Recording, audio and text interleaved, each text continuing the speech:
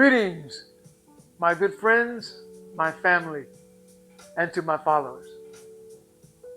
Today we want to talk about some of the structures that are set up in our society and why we see certain behaviors in our society that leads to a form of a monopoly that corporations benefit. Now, as a certified clinical therapist, as well as a behavior specialist, I work with at-risk youth and young adults and even adults. And a lot of their issues is based on the structure of our society. Yes, everybody has the power to choose good or evil and make their own decisions and understand the consequences of decisions. But we need to understand the big picture, because in society we can see behavior or people or youth who are doing something wrong, but we don't always know what happened.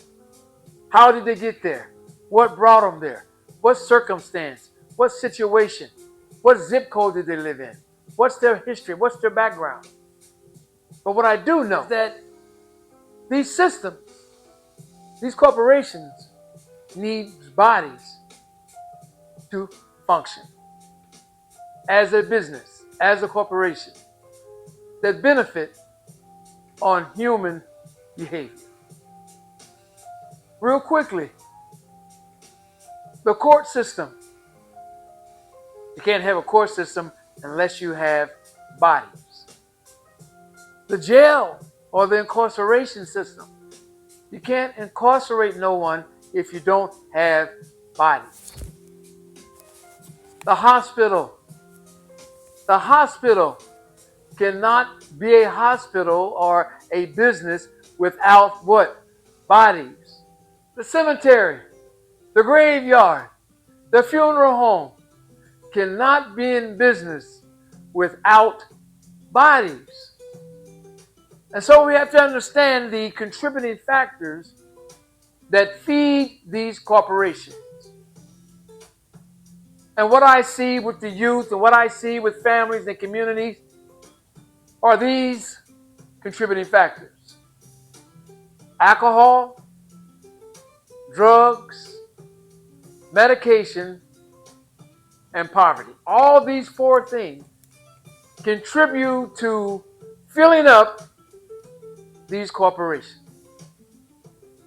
Because most people who overindulge in alcohol can end up in court, in jail, on medication, or in the graveyard.